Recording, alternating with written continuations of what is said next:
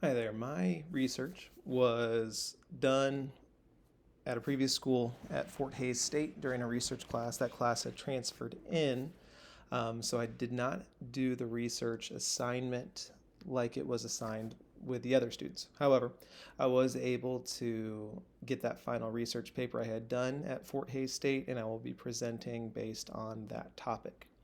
The topic I had chose was the sociogeographic implications in education. Um, General overview is that where students receive their public education has an impact on their educational experience, and that urban, rural, and suburban schools operate with varying levels of funding, cultural values, and access to opportunities. We wanted to look into what causes, or if there is any cause for any differences that may occur depending on where the student was located. A statement of the problem is that there is a performance gap between students that come from urban and rural backgrounds when compared to students who attend schools in more affluent areas, such as the suburbs. That's an issue. We want to close the achievement gap. My hypothesis is that this gap is present due to issues related to school funding, teacher training and recruitment, as well as socioeconomic considerations.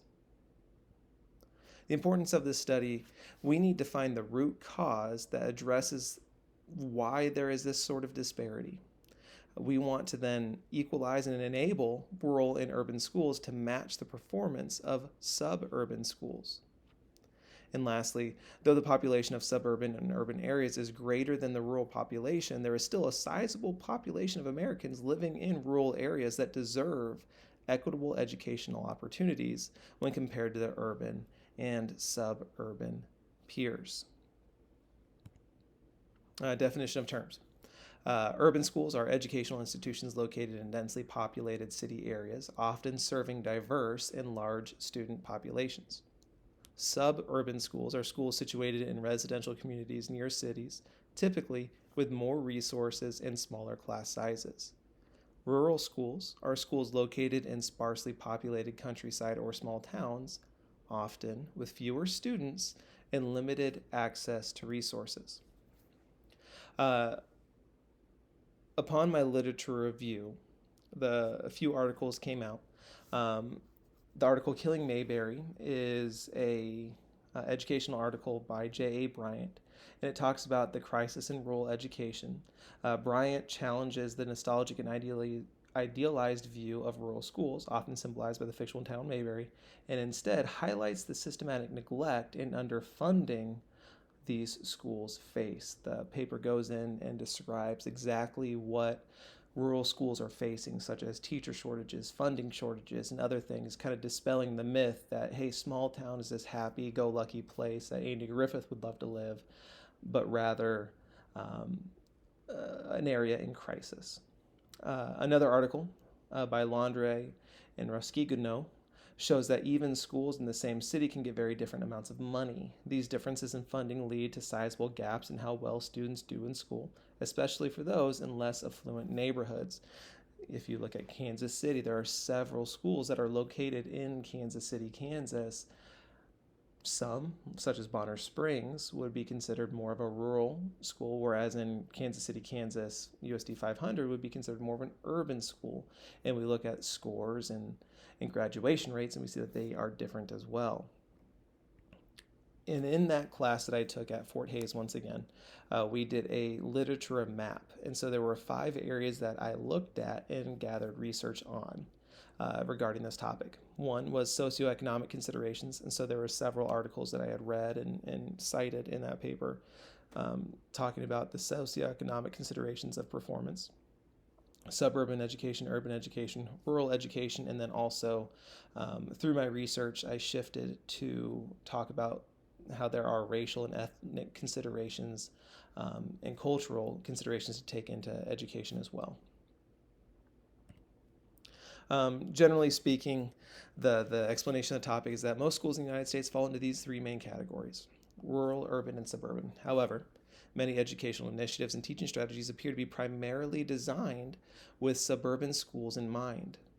Understanding the socio-geographic context of education is essential for educators and stakeholders as it does influence teaching styles, student backgrounds, socioeconomic considerations, and numerous other aspects of the educational experience.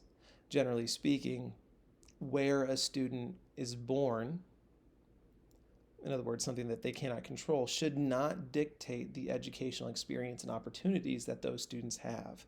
Just because a student grows up in a rural setting or an urban setting should not mean that they have fewer opportunities to students that may have a more affluent suburban educational setting. Literature influenced the study in several different ways. One of them was that when I began this study, I was looking primarily at rural versus suburban, but other areas needed to be researched as well. And it showed more of an impact that socioeconomic considerations had a greater impact on student experience rather than location. But location did inevitably have an impact. If I was to do further research, I would do a mixed method design. I would take qualitative and quantitative data together. Mixed methods often take in both numerical data and also more observational data, which is appropriate given studying schools and studying the experiences, which is qualitative in nature, into consideration. Sources of data that I would gather would be state and national level standardized testing scores, surveys sent to targeted school districts, surveys sent to families from targeted school districts, and additionally economic data from rural, urban, and suburban areas measuring the socioeconomic statuses of those students and compared to their academic performance. Different tools that I would use, standardized test scores like MAP, SAT, ACTs, surveys and questionnaires, structured tools for creating data from students, teachers, and administrators on resources, perceptions, and challenges. Additional tools would be Google Forms, SurveyMonkeys would be how I would gather the qualitative data. And then additionally, school records such as attendance, graduation rates, college enrollment, funding levels, student-teacher ratios, etc. Those would all be tools and instrumentation that I would use to gather my data. Data would be collected through a voluntary participation in the study as well as through research into state scores delineated through Excel spreadsheets. The presentation of data would be presented in both bar graphs comparing scores between the three main subgroups, as well as pie graphs to display the results of teacher-made surveys. And then analysis of data. Data would be analyzed to determine the correlation between school location, test results, and the rated experience per the surveys that students and teachers and staff filled out. Summary of findings.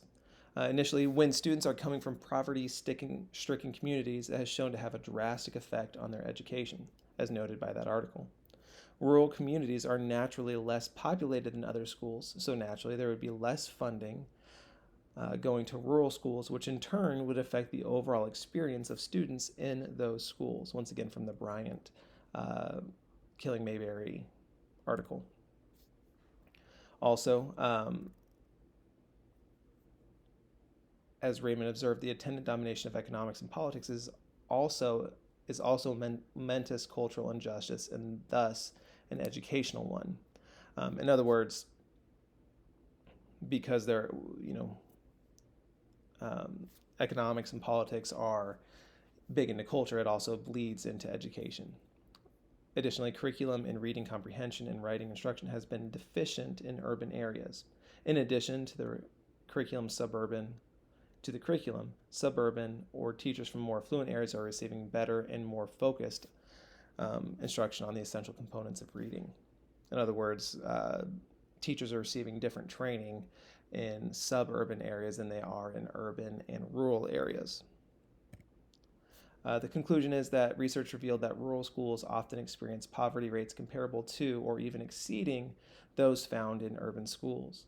This unexpected finding redirected the study's focus towards the achievement gap, emphasizing the role of socioeconomic status and race.